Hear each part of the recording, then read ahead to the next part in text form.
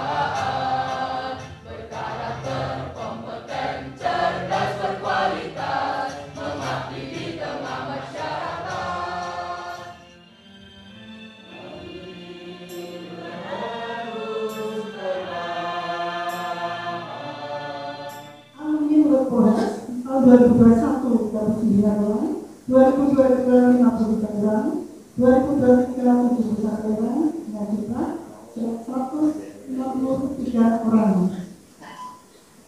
Kita sama dengan juga, antaranya tidak bisa saya bacakan semuanya, antaranya dengan PT Yustal Corporation, PT Serikat Silisman, PT Telekomen, PT Sekolah Wisata, PT Hidra Internasional, Rumah Sakit Universitas 11 Maret, Rumah Sakit Fatmawati Soekarno Purwakarta, Mitra Mendoza, PT BPA DKKT, RSUD Soekarno Hatta, dan PT Nusantara Indonesia. Hasil tes tersebut lulusan tahun 2001 dan tahun 2022, yang sesuai pematika tahun 2021 sejumlah 39 orang, 2022 sejumlah 53 orang, telah bekerja 84 orang yang mengatakan aktivitas 91%. Adapun yudisium lulusan semua lulusan adalah sebagai berikut.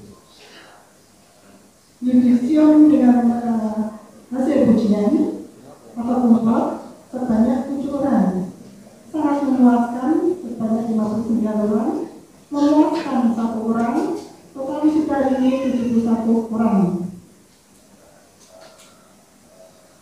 Lulus tepat waktu, dari 71 orang pada hari ini lulus tepat waktu 100%. Wisuda terbaik, wisuda terbaik untuk manajemen informatika, yaitu Ferrari, Panisma, Asia, Arkhon, Pinol.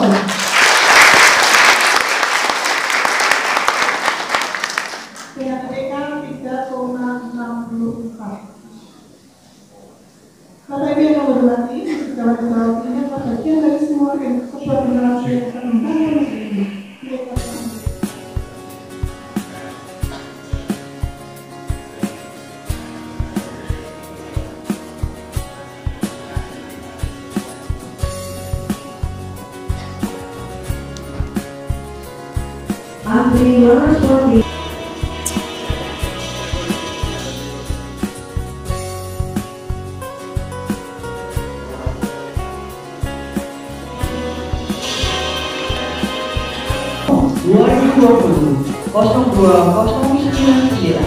dengan indeks prestasi 2,98.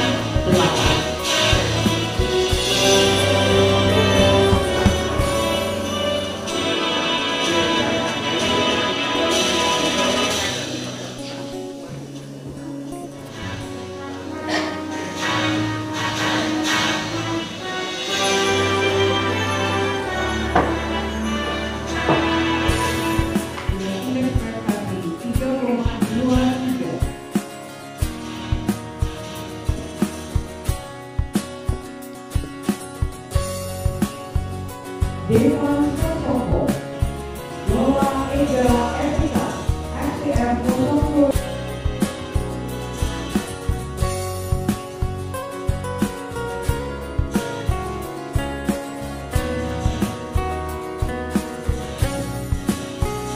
Siti Ramadhanita, SDM 022, 08133 dengan indeks prestasi 3,32.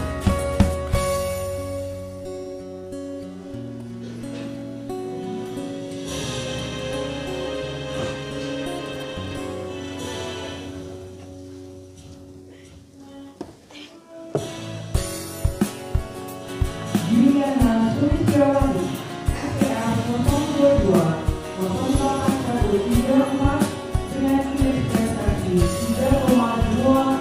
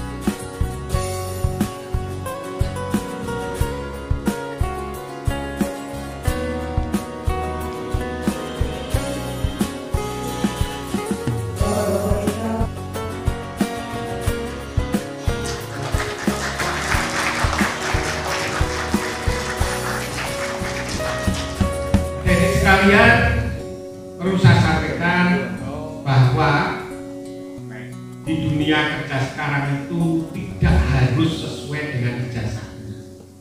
Banyak manajer-manajer hotel, manajer-manajer bank itu ada jurusan kehutanan, hutan lebih bank. Nah ini banyak sekali. Maka kalau nanti saudara cari pekerjaan, yang penting dapat pekerjaan dulu, jangan sampai nganggur. Kalau Anda nganggur akan lebih parah lagi, males ya. Maka pertahankan Anda setelah ini cari pekerjaan apapun Anda terima ya.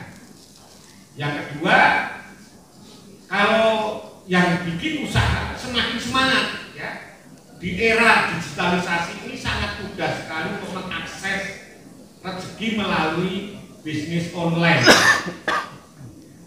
Kalau dulu ya, zaman dulu usaha itu kita harus punya modal. Ya, kalau nggak punya modal ya minimal jadi McLaren atau jadi maklar. Ya. Nah, tapi sekarang dengan era digitalisasi ini, saudara cukup di rumah, ya, nggak punya modal dengan jadi dropshipper, Anda sudah dapat uang banyak. Next harus meningkat jadi reseller, next harus meningkat jadi agen, next harus jadi pengusaha. Nah ini harus Anda lakukan. Kadang masyarakat itu mencurigai ya, uang di rumah saja kok punya mobil, ya, punya rumah beli lagi, itu boleh setani nih, boleh pesugihannya di mana? Nah sudah banyak yang membuktikan seperti itu. Maka Anda harus bermindset sukses ya. Orang bermindset sukses itu selalu bilang bisa. Kalau Pak Joko bisa, saya harus bisa. Dan saudara harus paham juga, kecerdasan seseorang itu hanya menyokong keberhasilan di dalam hidupnya hanya 10% bahkan kurang. Wong pinter itu belum tentu sukses di segi ekonomi maupun segi pergaulan. Nah, yang menentukan justru emotion quotient, kecerdasan berkomunikasi, kecerdasan bernegosiasi, ya, kecerdasan untuk menahan diri. Nah, ini Anda akan sukses di situ. Ya.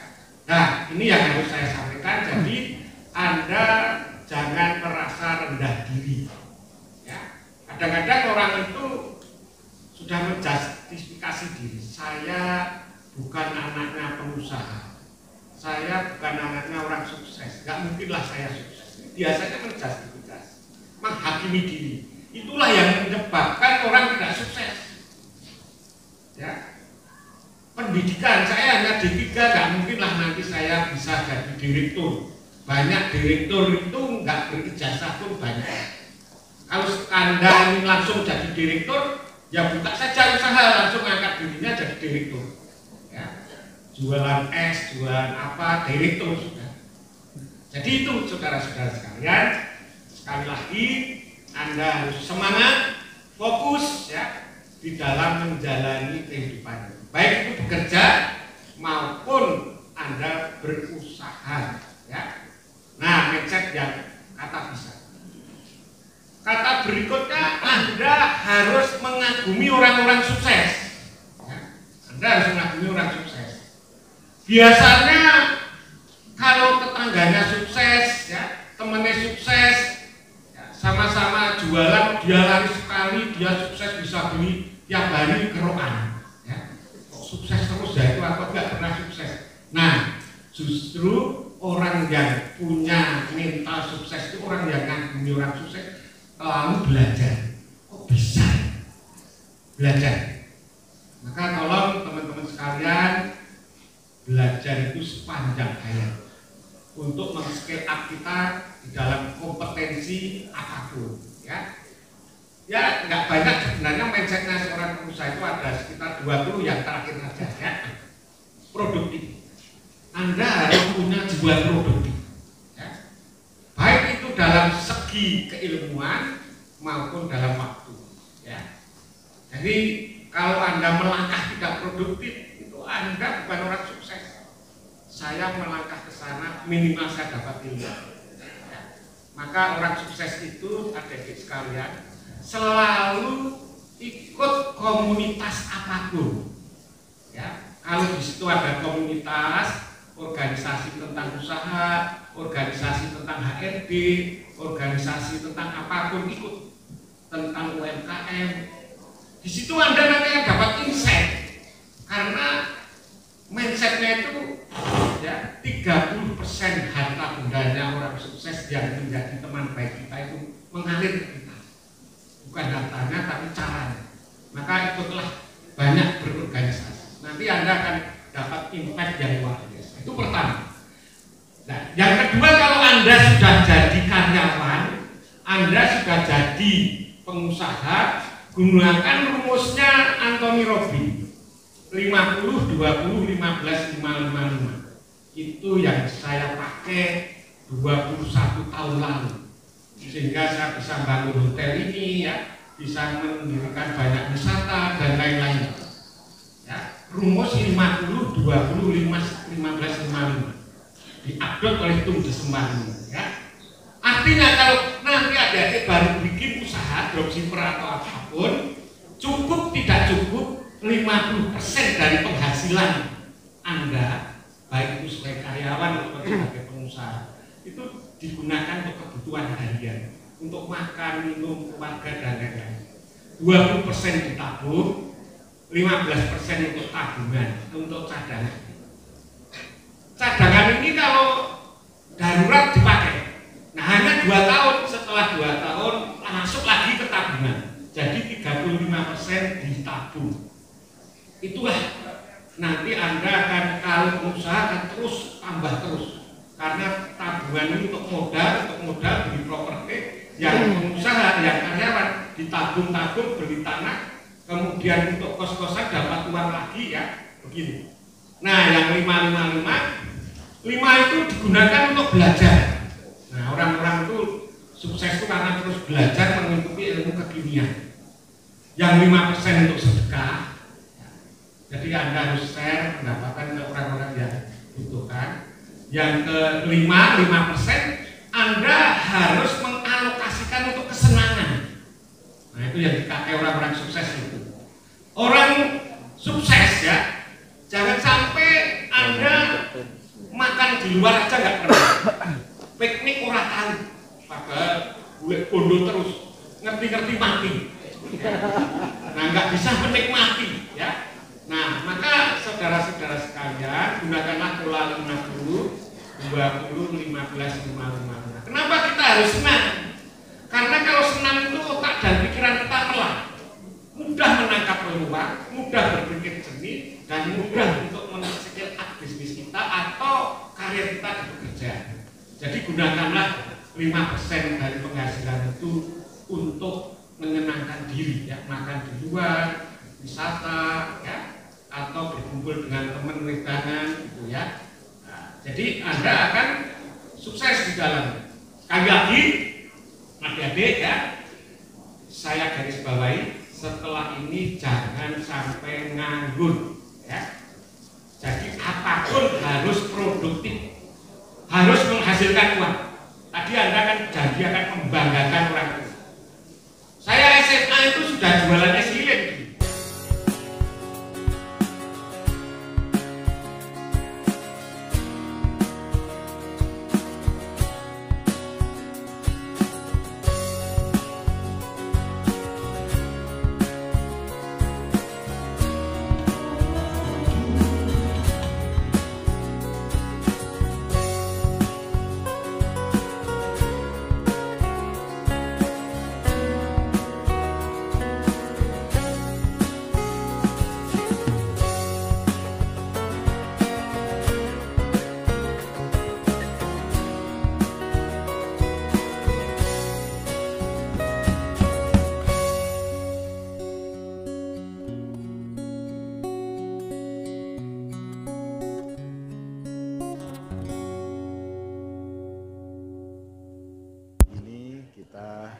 Mengadakan wisuda Politeknik Harapan Bangsa Surakarta.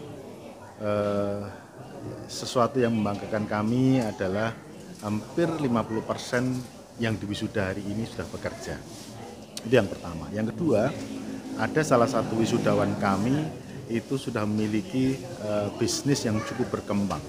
Dia memiliki satu bengkel Vespa, ya, namanya Fahri, ya, tadi di wisuda. Itu salah satu mahasiswa kita yang paling berhasil dalam bisnis. Dia ada beberapa cabang, baik di Solo maupun di Semarang.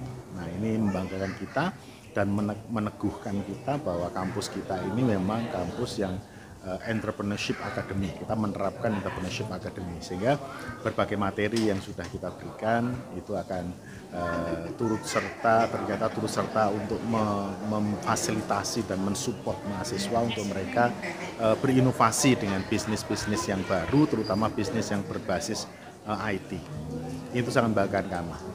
Dan semoga berikutnya akan semakin banyak lagi lulusan-lulusan kami yang bergerak di bidang bisnis, terutama di bidang bisnis digital maupun bisnis yang non-digital, sehingga kita akan memiliki, Indonesia akan memiliki lebih banyak lagi pebisnis yang akan sukses mengembangkan, membantu membangun Indonesia menjadi negara yang lebih maju lagi. Demikian, terima kasih.